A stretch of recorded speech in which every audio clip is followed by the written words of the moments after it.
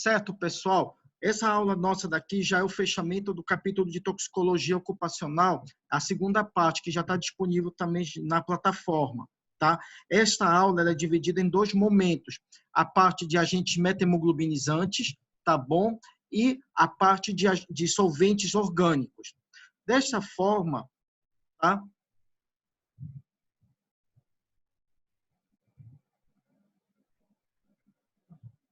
Só esperando aqui passar.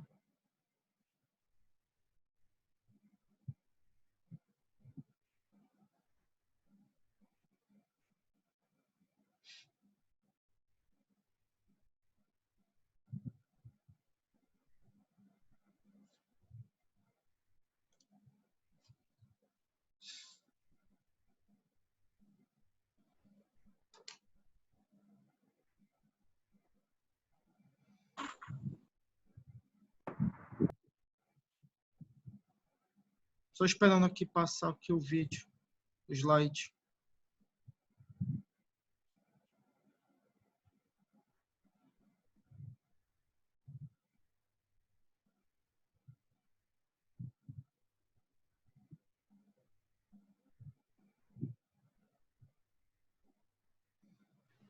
Fala, Rose.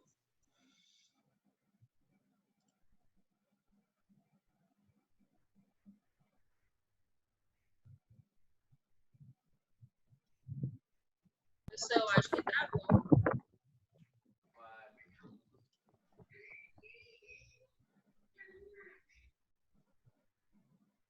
Só um minutinho. Tá. Voltando aqui.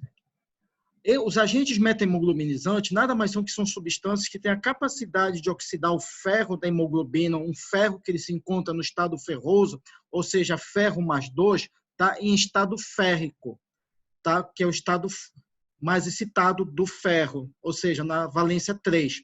Com isso, ele consegue produzir aqui um pigmento que se chama de metahemoglobina.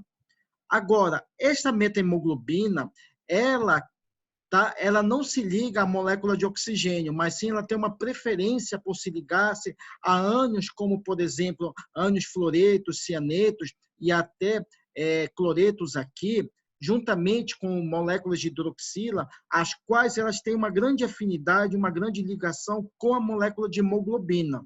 Desta forma, tá, nós verificamos que agentes, principalmente agentes que têm uma característica oxidante, tá, elas estão presentes aqui não somente nas enzimas e organelas, mas principalmente nos eritrócitos aqui. Tá? E em cima dos eritrócitos, ou seja, sobre as células vermelhas, nós observamos alguns questionamentos aqui sobre esses agentes metahemoglobinizantes. Por que isso? Porque se a gente for pegar na fisiologia do eritrócito, nós vamos verificar o quê? Nós vamos verificar que esse eritrócito ele se liga a altas concentrações de oxigênio com a molécula do oxigênio, que faz com que haja os transportes entre a célula e os tecidos. Além disso, até durante o processo de fisiologia, ou seja, o processo de transporte desse oxigênio aqui, nós verificamos também que há transporte também de radicais livres. E a própria hemoglobina está numa quantidade bem pequena, num percentual bem pequeno, ele apresenta enzimas, tá? Como, por exemplo, enzimas oxidase e enzimas também chamadas de peroxidases, tá? Que fazem esse processo aqui, tá? De autooxidação. Além disso, e por conta deste processo de autooxidação, tá? Uma pequena quantidade aqui de eritrócitos é gerada, é levada à hemólise, ou seja, a destruição. Essa também é uma das formas de morte programada do eritrócito. Por isso que o eritrócito tem uma sobrevida de, no máximo, 120 dias no nosso organismo. Agora, nós também verificamos aqui...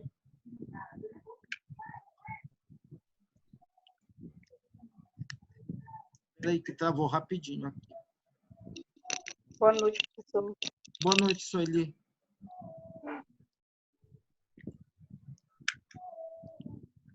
Nós verificamos também aqui o quê? E estes eritrócitos, tá? Eles apresentam dentro no seu interior e durante a sua fisiologia e sua bioquímica, eles apresentam também o que se chamamos de sistemas de redução. E estes sistemas de redução fazem com que durante o processo de autooxidação, principalmente no que se refere à produção dessa molécula de metahemoglobina, essa molécula de metahemoglobina ela fique num percentual bem pequeno, ou seja, em percentuais de até 1%. E esse sistema de redução é um sistema de redução feito por moléculas endógenas, ou seja, produzidas pelo próprio organismo por meio da ação de dois tipos de enzima, que é a citocromo B5 e a citocromo B5 redutase.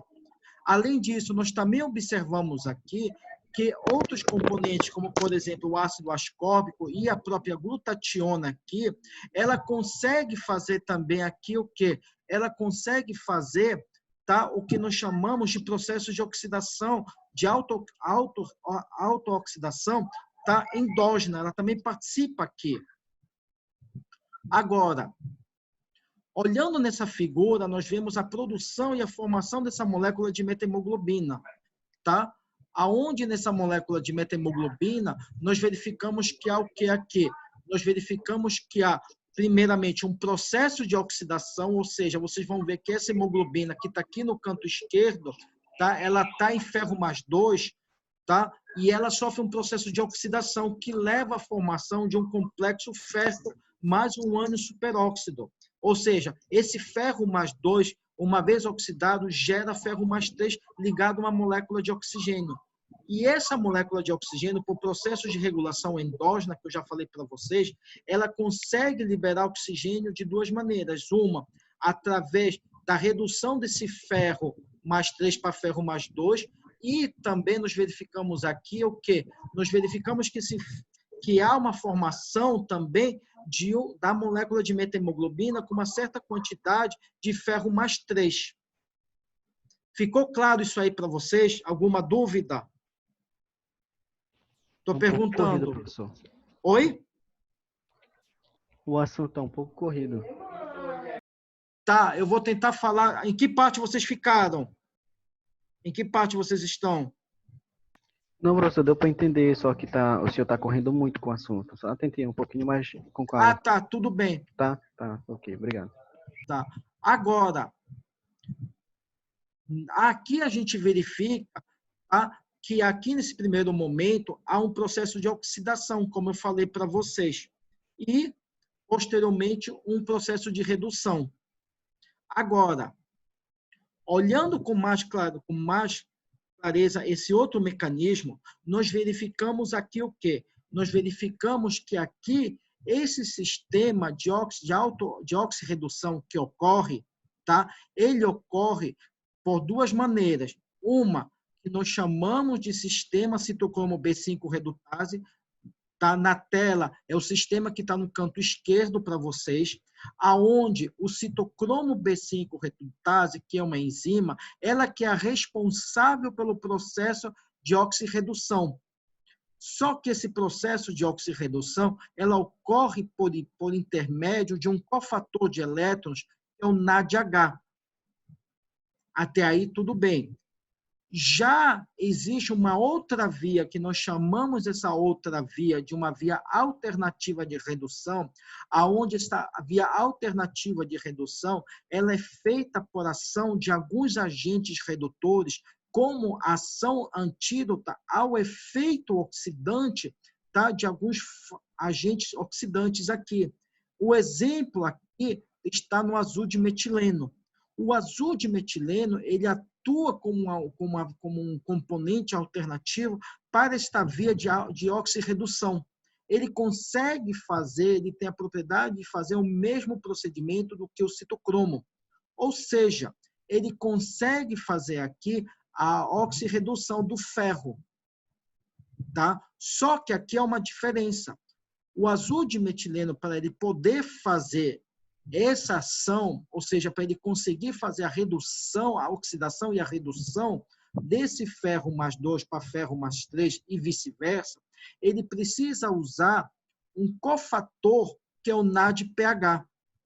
Aqui a diferença está dentre as duas vias. Primeiro, que no sistema citocromo B5 redutase, é o citocromo B5 redutase a enzima que é a responsável pelo processo de oxirredução. Além disso, ela utiliza o NADH como cofator de elétron, ou seja, um doador de elétron. É diferente na via alternativa de redução. Por quê? Porque na via alternativa de redução, nós temos aqui o azul de metileno como um agente redutor. E ele utiliza essa ação, esse efeito redutor, por intermédio de um cofator de elétrons, que é o NADPH, como está aqui na figura. Ficou entendido isso aqui para vocês? Alguma dúvida? Falei pausadamente, deu para seguir o raciocínio? Deu sim, professor. Tá? Agora, dentro da produção da molécula de metahemoglobina, nós verificamos também que há o quê? Nós verificamos que também há o que nós chamamos aqui de metahemoglobinemia. As metahemoglobinemia são o quê? Doenças que levam à produção da molécula de metahemoglobina. E elas podem ser de dois tipos, do tipo adquirida e do tipo hereditária. Quando eu falo que ela é do tipo adquirida, é porque algum agente externo causa um processo de oxidação no ferro da hemoglobina e produz essa molécula de metahemoglobina. Os exemplos são o quê? Agentes oxidantes, que podem ser fármacos, como, por exemplo, aqui, dapsona, lidocaína, cloroquina, sulfonamida e outros fármacos que eu listei aí para vocês que estão aí no quadro. Além disso, algumas patologias médicas, ou seja, alguns agentes, alguns micro-organismos, eles são também o quê? Responsáveis pela produção dessa molécula de metahemoglobina, como também na anemia falciforme, em que a falsilização da hemácia é gerada pelo quê? É gerada por uma quantidade de molécula de metahemoglobina, ou seja, é gerada através de compostos oxidantes. Outros exemplos de agentes oxidantes são o quê? O benzeno, o próprio benzeno e seus derivados, alguns pesticidas, herbicidas, agentes químicos industriais, têm a capacidade de gerar também essa molécula de metahemoglobina. E isso falando para metahemoglobinemia adquiridas. Agora, quando nós falamos de metahemoglobinemia hereditárias, aqui nós estamos falando para vocês do quê? Nós estamos falando de deficiência do citocromo B5 redutase, deficiência do citocromo redutase e doença da hemoglobina M. Esses três tipos, esses dois tipos de deficiência e mais essa doença, elas são de caráter hereditário e genético, ou seja, o indivíduo nasce com essa deficiência e apresenta uma certa quantidade de metahemoglobina acima do previsto, que faz com que ele esteja em controle. Agora,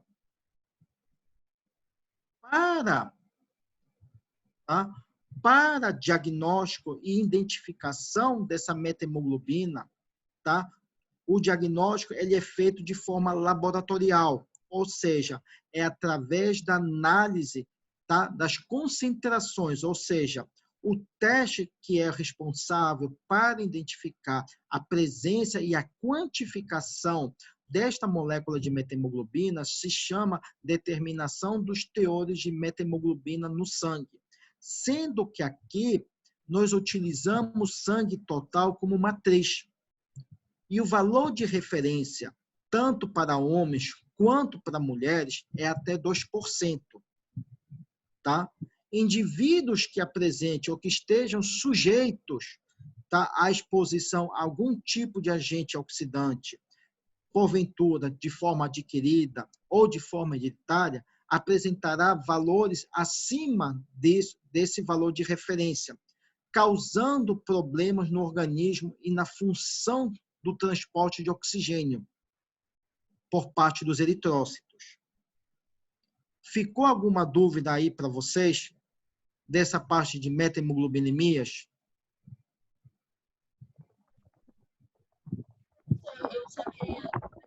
Oi, Mariana, fala. Oi, Mariana, não te escutei.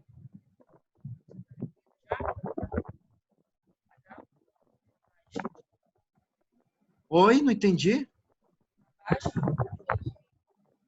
Ficou alguma dúvida ou não? Eu quero ver se eu entendi direitinho essa parte. Não entendi, tá chiado o teu áudio, não estou te entendendo.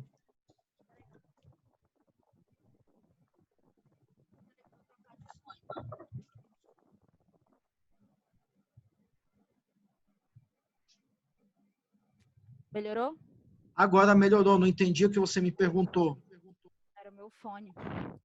Bom, eu queria saber se eu entendi direitinho essa parte de metaglobinemia. Certo. É metaglobinemia quando passa de ferro 2+ para ferro 3+, não é isso? Exatamente. Esse é o mecanismo, perfeito. Tá. Aí, bem aqui o senhor fala dos agentes oxidantes. Esses Perfeito. agentes através da metaglobinemias adquiridas, não é isso? Perfeito, isso. Que é através desses fármacos que tem aqui, onde passa de... quando eu utilizo esses fármacos aqui, eles passam a ser agentes oxidantes quando eles passam de fazem com que passe de F2 para F3, não é isso? É de ferro 2 para ferro 3. Tá. Aí a parte do hereditária, é essa parte que eu fiquei um pouco na dúvida. Porque quando o senhor fala assim, que é da deficiência de citocromo Citocromo. Citocromo B5, B5 redutase e do isso, citocromo redutase, o que ocorre? O indivíduo apresenta, tá, uma falha, tá, na produção dessas enzimas, tá, ok? Ele não tem o indivíduo nasce com essa falência, não é bem falência, mas com a falha na produção dessas enzimas que faz com que a regulação, tá, se torne aqui ineficaz. Ou seja, o sistema oxidante aqui, ele não consegue funcionar. Fato esse que o indivíduo aqui, tá, ele vai precisar tomar medicação, tá, por um determinado período para poder regularizar seu sistema enzimático. Consegui entendi. tirar tua Conseguindo. dúvida? Agora, Obrigada. no caso da doença da hemoglobina M, isso já é uma falha na própria produção da hemoglobina, tá ok? Por quê? Porque a hemoglobina, ela por si só, quando gerada a partir do grupamento M, tá? Ela pode sofrer alterações genéticas na sua formação de molécula, tá? E Professor, entendi. tá? Então, mais alguma dúvida? Professor. Querem perguntar mais alguma coisa? Davi? Só me recorda sobre a anemia falciforme e a relação com essa Porque deficiência. na anemia falciforme, não se esqueçam que na anemia falciforme você está tendo a falcização da hemácia, ou seja, você está fazendo com que a hemácia seja parcialmente quebrada por meio, tá, da sua própria síntese enzimática. Entendeste?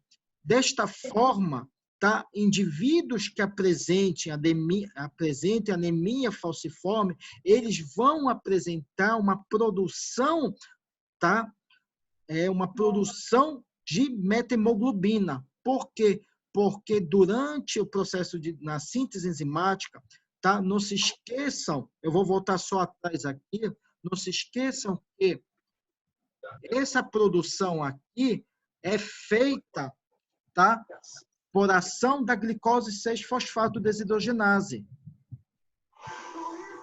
Tá?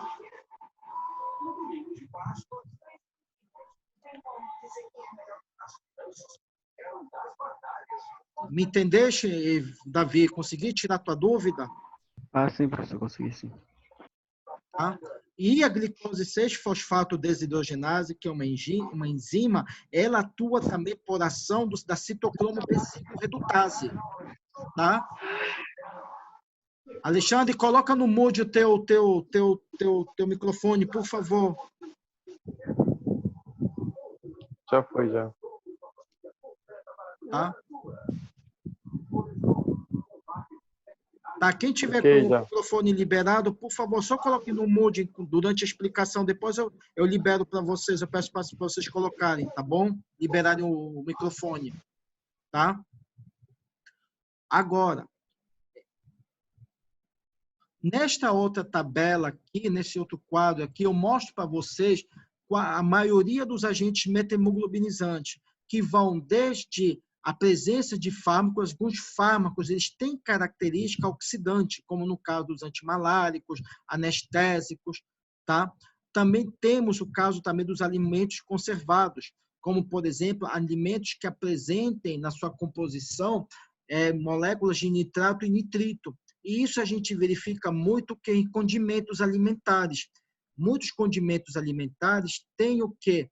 Na sua constituição, nitrato e nitrito, que são agentes oxidantes e que atuam, tá, oxidando o ferro, tá, da hemoglobina. Além disso, essa exposição a tintas e corantes, como no caso da anilina, do nitrobenzeno, também são prejudiciais aqui. A anilina, só por curiosidade para vocês, é aquela que é utilizada para confeite de bolo, tá? E querendo ou não, a gente fica exposto a pequenas concentrações desta anilina que pode ocasionar um processo de metahemoglobina pequeno, mas pode ocasionar um aumento na concentração, no percentual dessa metahemoglobina. Além disso, alguns alimentos in natura, tá, apresentam nitrato, que fazem com que tu fiques exposto também a um agente oxidante. A exposição a poluentes, tá? Principalmente poluentes que são liberados por veículos automotores, de gases de escapamento, fazem com que o indivíduo fique exposto a esses compostos. E o próprio trabalhador que trabalha na indústria, ele fica muito exposto não somente ao benzeno e seus derivados, que são agentes que atuam, tá, no sistema de oxirredução da hemoglobina, causando um desequilíbrio e causando uma produção dessa metahemoglobina. Tá bom, meninada? Desta primeira parte de agentes metahemoglobinizantes, alguma dúvida ficou para vocês? Querem perguntar alguma coisa ou já posso seguir para a segunda parte da aula? Por mim, pode seguir. Pode seguir, professor. Tá? A segunda parte da aula é sobre solventes orgânicos. Tá? Estes solventes orgânicos, se a gente for pegar o conceito e a definição segundo, tá, a parte de toxicologia ocupacional e principalmente no que se diz ao Ministério, tá, do Trabalho, ela define esses solventes orgânicos como que são substâncias químicas ou uma mistura líquida de substâncias químicas que tem a capacidade aqui, principalmente a capacidade de dissolver material que é utilizado principalmente na indústria. Ou seja, os solventes orgânicos são, em suma, um conjunto de misturas que tem a capacidade de interagir com outras substâncias químicas, tá, utilizadas na indústria. Desta forma,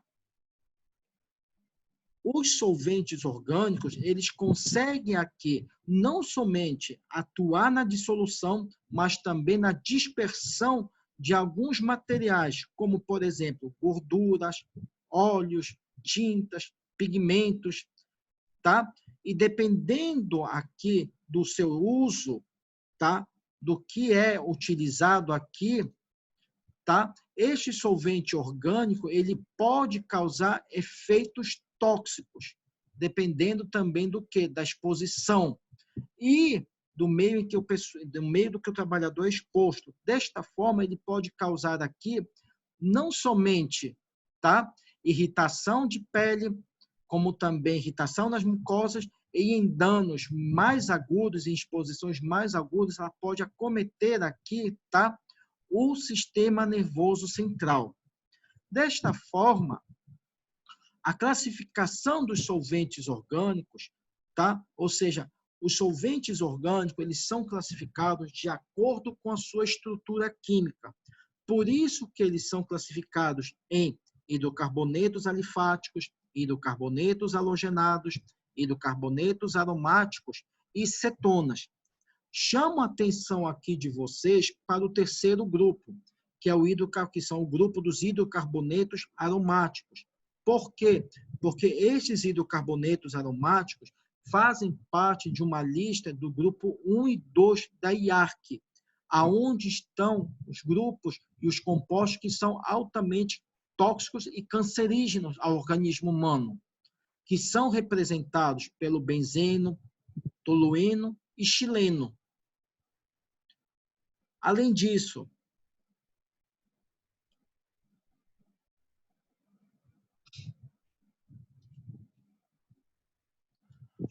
falando agora da cinética desses solventes orgânicos, eles são absorvidos por quase todas as vias, em especial a via respiratória, a dérmica e a digestiva.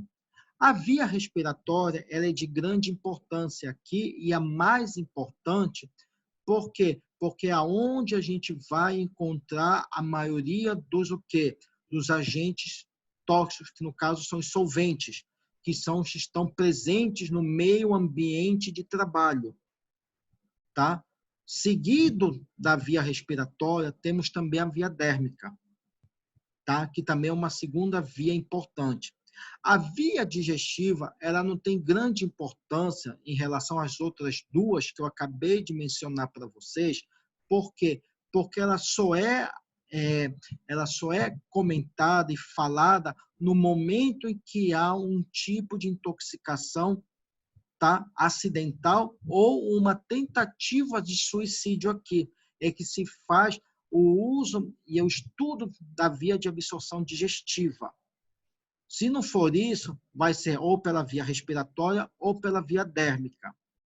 Deixa eu só chamar a atenção para vocês. Está faltando só 2 minutos, tá? Então, quando cair o link, eu vou voltar a chamar vocês, vou postar de novo um novo link para vocês, tá bom? E vamos retomar de onde paramos, tá ok? Agora. Ok, professor. Durante a absorção, principalmente na absorção dérmica, nós verificamos aqui o quê? Nós verificamos que esta absorção dérmica pela pele, ela depende de alguns fatores, como principalmente a espessura da pele, ou seja, quanto mais espessa, mais protegido o indivíduo está, ou quanto mais fina a pele está do indivíduo, tá? Mais facilmente esse agente pode ser absorvido. Além disso, a perfusão local, locais que sejam bastante irrigados, que recebam uma vascularização, tá? Eles conseguem absorver mais rapidamente o agente tóxico, no caso do solvente, do que locais que sejam menos vascularizados. E a própria questão da presença de lesões, feridas, fazem com que haja uma porta de entrada aqui para absorção de solventes. Já na questão respiratória, tá? A absorção pela via respiratória, aqui nós observamos o quê? Que a concentração de vapores no local de trabalho se faz muito importante, tá? Por quê? Porque locais muito concentrados de vapores de solventes orgânicos, eles o quê? Fazem com que o indivíduo inale mais. Esforço físico, também indivíduos que apresentem um excesso de esforço físico fazem com que a frequência respiratória aumente. A própria permeabilidade da membrana alvéolo capilar, ou seja, a permeabilidade, a passagem, tá, deste solvente orgânico dependerá muito do que? Do tamanho, tá, da sua partícula e da permeabilidade que ele fará junto a esta membrana. E isso se traduz em quê? Na propriedade físico-química. E por último, tá, o coeficiente